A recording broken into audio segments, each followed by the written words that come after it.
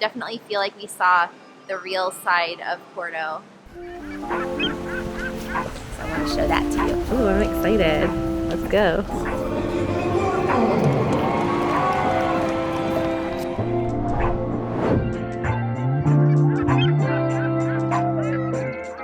Good morning. It is my first week here in Porto, and I have seen nothing so far because it has been freezing cold, windy, and rainy every day. But all of that is changing right now because I'm on my way to meet two very special people who you might know who love Porto and Portugal, and they're going to take me around town and show me some of their favorite secret spots just for locals.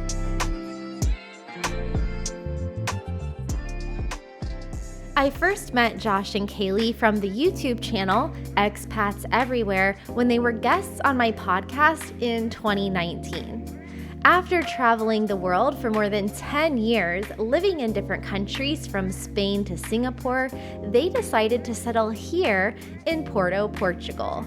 So I feel like I'm in good hands, and I'm looking forward to seeing the non-touristy side of the city with two people who know what they're doing. I actually have no idea where we're going. It's a complete surprise, so I'm really excited. I'm also really excited because I've never met Josh and Kaylee. We've been internet friends for like 4 or 5 years. So it'll be really cool to meet in person for the first time here in Porto, their favorite city, or one of their favorite cities. I feel like I'm going on a blind expat date. I'm gonna be the third wheel. No, they're gonna be great tour guides, I know it.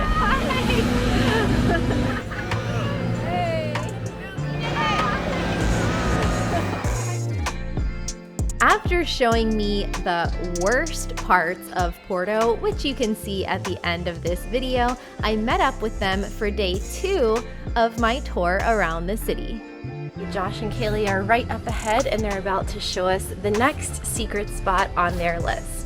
Hi guys! Hi. So where are we going to next? Can you give me any hints? I'll just tell you right away. It's a All park. right. So there aren't loads of parks in Porto, but the cool thing is this one isn't on many people's radars. There's some bigger ones that are, but this one has something special inside of it that the others don't. So I want to show that to you. Ooh, I'm excited. Let's go. We really love coming out to this park because of the central location. It's not very noisy. It's just a lot of fun to come and pass time. Yeah, and I really like this maze because it's good for anyone, for kids or for adults. It's just a lot of fun. Okay, we're almost here. It looks like I see an opening. Where are we? So this is Sauhok Park, and it's a little different of a park, like I was saying, than some of the others. So we're going to show you the secret things in here. This is beautiful. Just down the street from my house too. I would have never known this was here. It's hidden. Ha.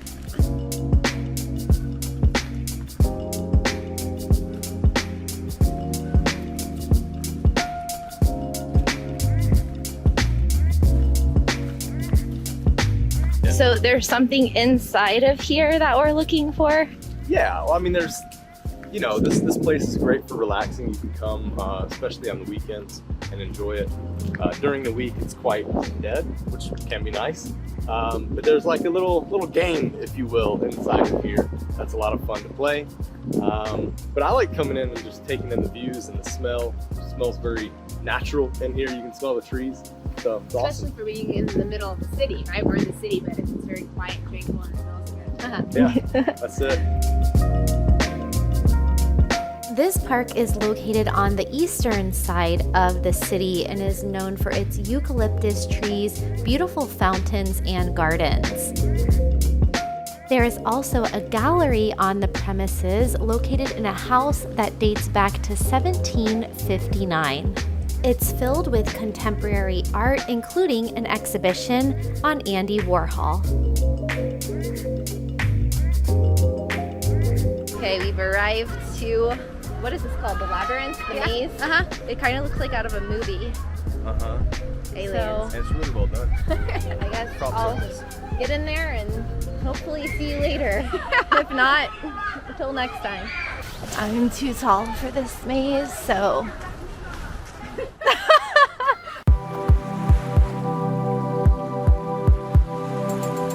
I feel like a kid. Kaylee and I went different directions and raced to the center. I lost. I've hit a dead end. We're gonna go back the other way. Ah! I hit a dead end! Okay. Next stop. It's close though. Yeah, Okay.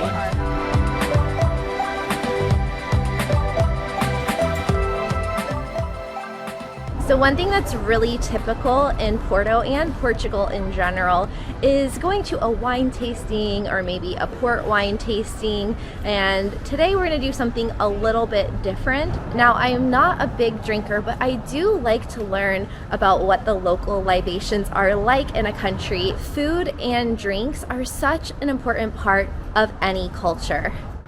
Okay, so a lot of people know about port and wine, of course, in Portugal, but Porto has the first gin distillery of all of Portugal, and it's award-winning. So a lot of people try the port and the wine, they do those tastings, but we're gonna do gin.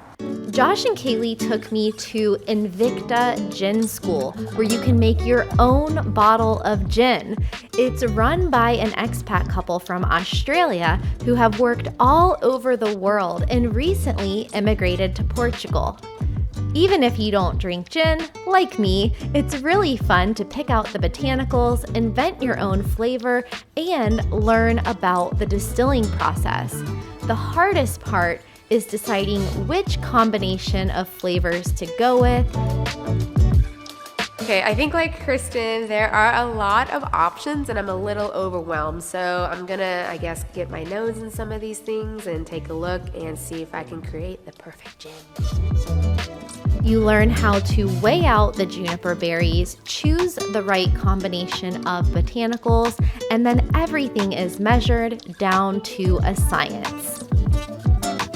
Kaylee is having a bit of a nightmare with these scales. It's so funny watching her try to measure stuff out. I thought you were supposed to be a baker.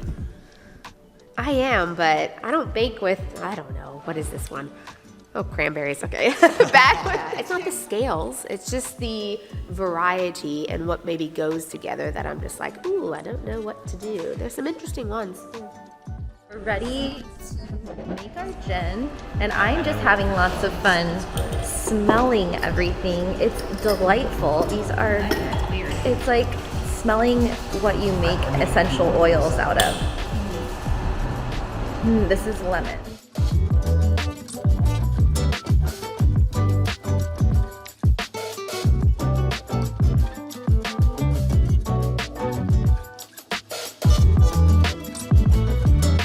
While waiting for the gin to distill, we toured around the factory, checked out some aging barrels of rum, and then learned how to dilute our gin with water and measure the alcohol content. You know, don't want it to be too strong. Josh and Kaylee went with a peppery gin, while mine was a citrus flavor.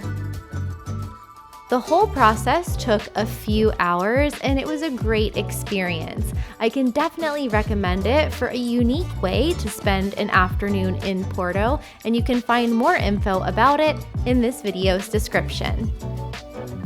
Then it was time to go home and rest a bit before getting ready for our evening activities. The adventure continues. I am headed to the Dragon Stadium for a soccer game.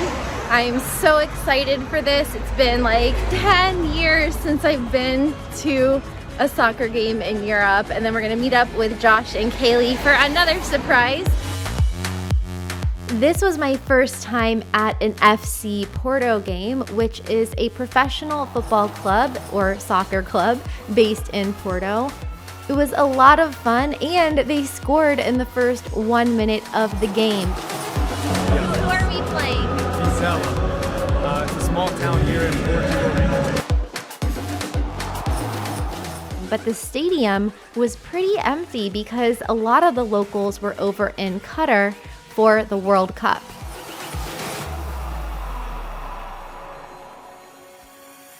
Even though admittedly it's not much of a hidden gem of Porto, I could definitely recommend going to a game when you're in town.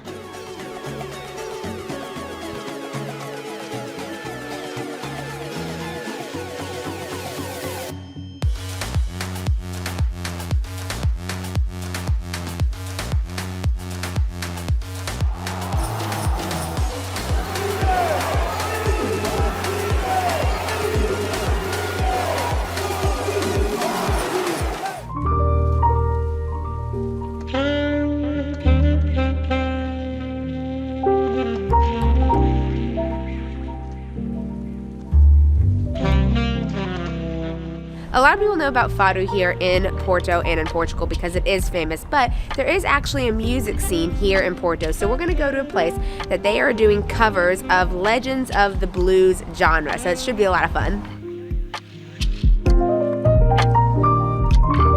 There is nothing better after a long day of exploring a new city than kicking back and relaxing for a night of live music. Josh and Kaylee took me to the Hotfive Jazz Club, where we saw a great band that did a lot of cover songs.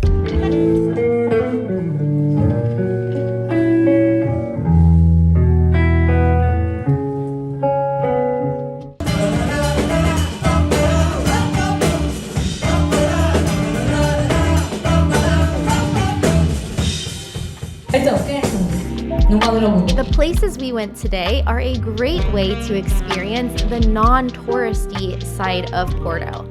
These are just a few of the hidden gems that you can't miss while traveling to Porto, so click on this video right here to see the other 3.